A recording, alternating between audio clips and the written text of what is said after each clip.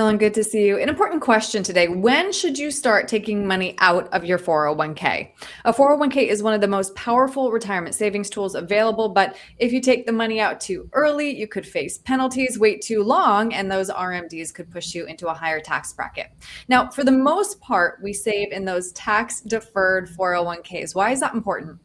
Yeah, the tax deferral of a 401k, I think, is really, really important. You also get that benefit with IRAs, Roth IRAs, some other investments, but tax deferral, when we talk about that and the benefit in the 401k, it's the fact that you do not pay taxes on the growth of the account every year. So it may not make a huge difference early on in your working career, like when it's maybe only a couple $100s or a few $1,000s. Right. But imagine it accumulates to a couple $100,000 and then it goes up by 20% in a year, which happens periodically. Imagine your account going up by $40,000, but you don't pay tax on that. Tax deferral. So you defer those taxes in a 401k, and most traditional 401ks, those taxes are deferred until you draw from them. And then when you draw from them, there are certain rules and provisions, which we'll go over lots of those today.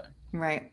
And let's start with when you can take the money out. And let's start with the rule of 55. This is a bit complicated. Can you explain this one for me, please? Sure. Yeah. So this is for those people who are done working early. There's a provision built into the IRS code called the Rule of 55, which allows you access to a 401k prior to 59 and a half and avoiding a 10% IRS penalty.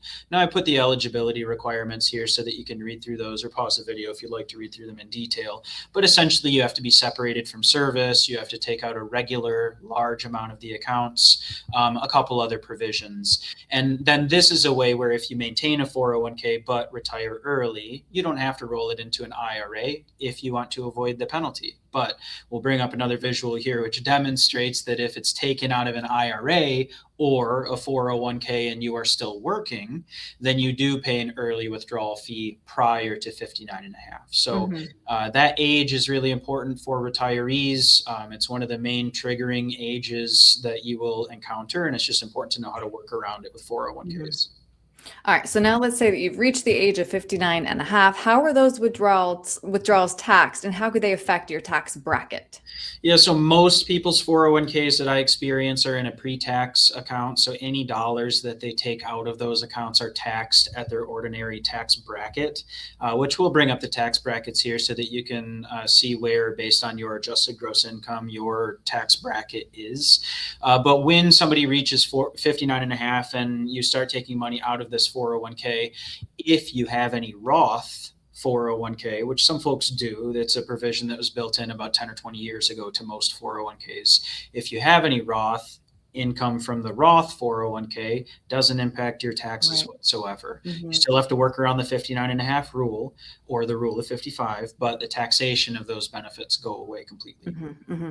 I'm glad you brought up Roth, because those don't have any RMDs. The tax deferred accounts do. Can you explain RMDs and when they start for most people? Sure. So RMDs start for most people, or required minimum distributions start for most people at either age 73 or 75 these days. Most people who are required by 72 have already taken it.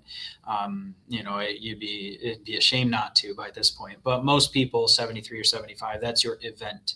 So if your money is still in a 401k, if you are still working and you are in your 70s, I mean, first of all, God bless. But second of all, you're not required to take out money from your 401ks if those boxes are all checked. So that's kind of a special rule about 401ks. Maintain employment. You can avoid your RMD, but these required minimum distributions, it's the government telling you have to take money out of your accounts. If you're not working anymore, you do have to take RMDs from your 401k in addition to your RMDs out of your IRAs. So lots of kind of weird paperwork that happens when you get into your 70s. It's a little bit more burdensome for some people from an administrative standpoint to handle all those things. So at that point, they're usually rolling the money over into an IRA, fewer rules, simpler, things like that. Well, Nolan, let's say that I come into your office today. I recognize why these tax-deferred 401ks are known as ticking tax time bombs, and I see this liability as I approach retirement. What strategies could I consider today to help mitigate that? Yeah, so there's lots of different ones. You can create a balance between a few different things, but it's always going to be how much you prioritize certain things. You can't have it all. as much as we would like, but you can create a balance between letting your money grow, having a bigger nest egg, but a bigger tax burden down the road. You can be proactive and maybe withdraw heavier in early years when your taxes are lower and start putting some of that into Roths or non-taxable accounts. I think it's about planning and just understanding like where your money is, what options you have when you place it into any of these other pots or triangles as we have here, and then the tax implications long term of all these things. So, I mean, we have some software that helps demonstrate these things. We have some things that we use on an ongoing basis with clients that help demonstrate it, but just understanding the concepts first and foremost and where your money is the first starting point we need to get. Mhm. It's really helpful to talk this through because I think a lot of people maybe feel like they don't have a lot of autonomy over what they're going to be paying in taxes. But kind of the sooner you get that plan in place, the more likely you will have control over it in your retirement when it really matters. So, Nolan, if somebody would like to create that plan with you, what's the best way to reach you?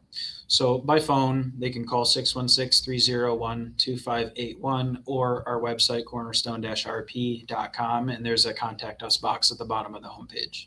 Great. Nolan, thank you. Thanks, Erin.